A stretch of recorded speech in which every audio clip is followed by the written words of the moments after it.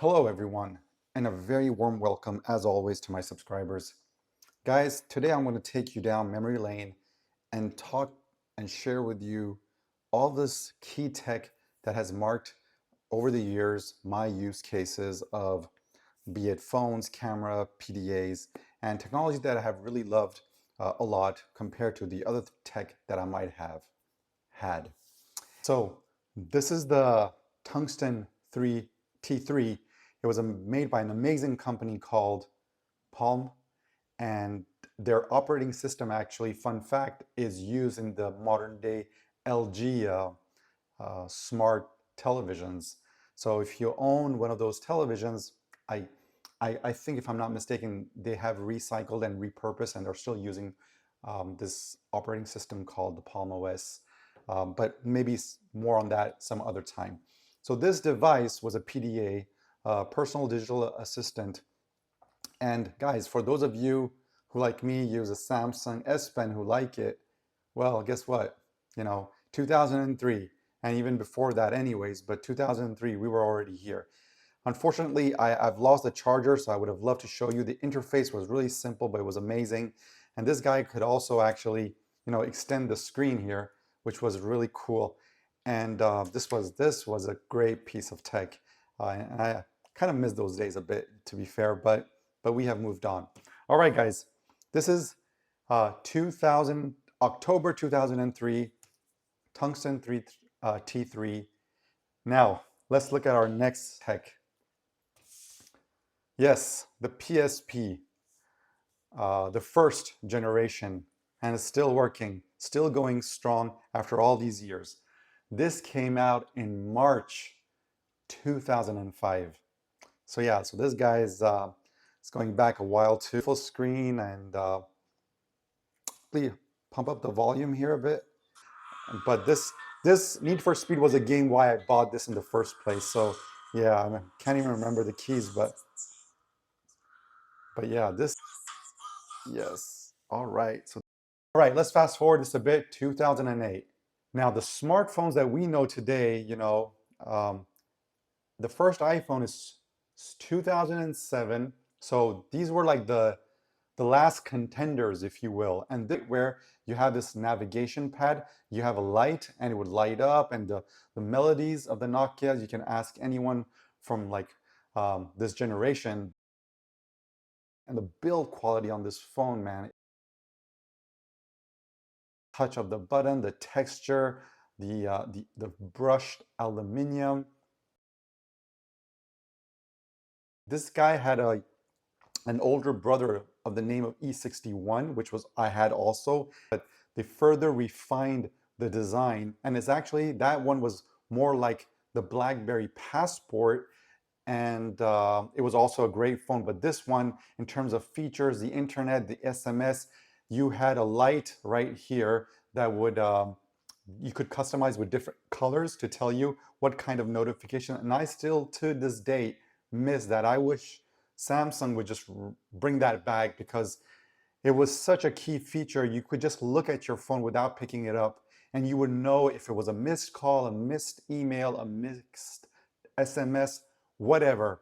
And if someone from Samsung, which I highly, highly doubt, is watching this, if you could tell someone from product, please, like if you guys could just add a LED to the interface of your phones, that would just be amazing if we could customize that.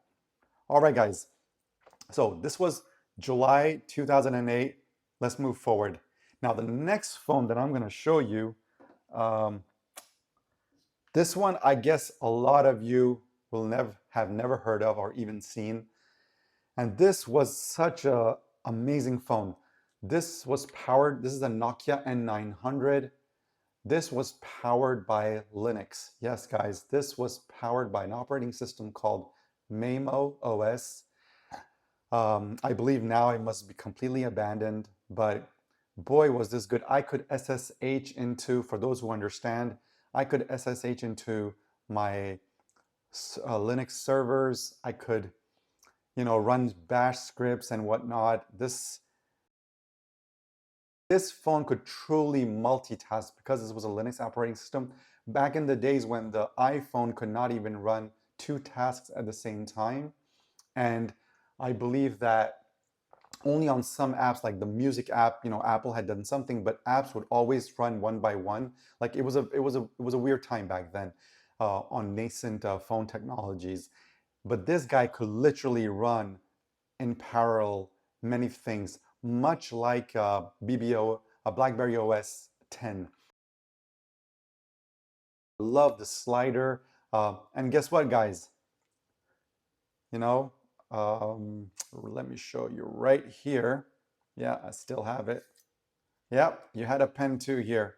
So this was like an amazing device, communication device, and I just loved, the tactile feel of this keyboard. And maybe, maybe who knows, like, some company might come back with this kind of design. It would be nice. But this was a terrific, and you had this kind of like camera cover right here. You would just open it, it would trigger the camera. Nokia unfortunately stopped doing updates on it, security updates or whatever, and it was a hobbyist phone. Like that's why I'm saying like not a lot of you must have heard about it or seen it, much less used it. So yeah, but this was an amazing, amazing phone. Now, I'm going to show you something very, very cool. Guys, the Galaxy Nexus, yes, this was the Google Nexus, but it was also called the Galaxy Nexus. It was made by Samsung for Google, and this was the first Nexus device, the granddaddy of the Pixel devices that you know today. And just look at something very cool. Yeah, it still works today. I just charged it earlier today just to show you guys. This is the good old, I can't remember, it's Android 4 running here. And this is ice cream. Is it ice cream sandwich? Yeah, I think it might be ice cream sandwich, but don't hold this, don't quote me on this.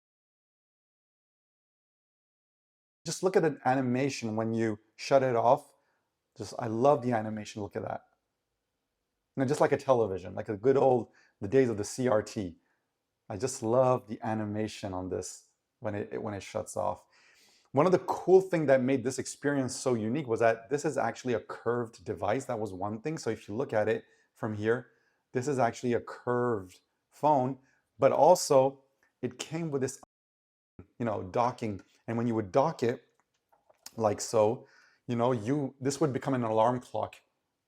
So this whole combo experience of you come home, you just, put it there, it would just automatically go into Daydream. I think that was the name of the application that ran. It was called Daydream. And then your alarm, calendar, everything would appear, and it would be charging this at the same time. And then you would have also an audio output right here that you could just hook up with your sound system, and can even play the music and everything. And yeah, it still works. It's broken here, so I'm charging this now through my dock. But yeah, this was an amazing phone. This was really good. It was one of those early days, and it was really it was cool. It was really cool. I had very good memories using this. And one thing that still I'm going to be repurposing it is because the camera still works here and the dock, and I can still charge it. I might use this now as a home surveillance system. Like when I'm out, I can just connect it with my personal Android application that I've been building, and I can just hook it up, and so then I can just get on the cheap a home surveillance system, just this docked in, and this could be really awesome. So Galaxy Nexus came out in November 2011, so 13 years ago almost. All right, guys, let's move on. Is going to be this camera. Now, from all the devices that I'm going to show to you today, this camera, the Sony RX1R, it is a full frame, meaning it has a 35mm sized regular film size sensor. It's full frame. It has a prime lens. This camera with this EVF, electronic viewfinder, is like one of the most amazing viewfinders. And I don't know if you can see this. I don't know if this will trigger it. I would love to show you. Oh, it does. It does. So yeah, you can see it right here. kind of gets like a bit of a feel of being in a cinema here. But man, this viewfinder was something else. Back in the days when this came out in 2013, so 11 years ago. There was a follow-up model of the RX1, and the R, they removed the anti-aliasing layer from the image sensor to make their images more crisp. So this is a prime lens. It has only one focal length and it's attached to the camera, full frame. I'm hoping that I'll be able to find some time in the near future to go out and do justice to this camera by taking some more pictures and revisiting it in 2024. So yeah, this was it is still part of one of the best gear that I have, and still part of my Tech of Fame, Hall of Fame for me of technology, the RX1R, Sony RX1R. So the next phone that I'm going to show you is coming from a company called Blackberry. Of course, you guys must have all heard about it. Unfortunately, they're gone now in terms of phone business. They just do services now. But these guys were the iPhone, the Apples of their time. Everyone had a Blackberry ID.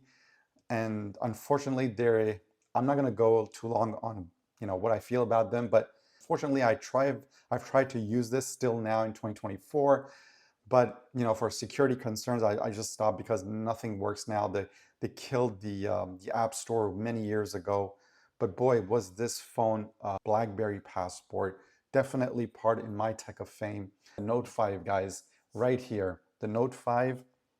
Let's compare this to our good old friend here from 10 years after, is the S24 Ultra. And this was, I think, the last Note. This was a flat screen. This was an amazing phone in the sense that they had really nailed the hardware, the CPU, the screen. Everything was just about this phone, and that's why it definitely came into my Tech of Fame, my Hall of Fame of technology devices that I have really enjoyed using. All right, guys, thanks a lot for watching. I hope this was insightful. I hope you enjoyed going back memory lane with me. And please do leave me your comments for those of you who are my generation, to who I might have touched a sensitive memory here, bringing you back in the days, and maybe some of you kind of resonate with me here in terms of the technology that I showed you. And please, like always, share your comments. I read them with a lot of enjoyment, and definitely will get back to you. As always, guys, take good care of yourselves, stay safe, and I'll see you in the next one.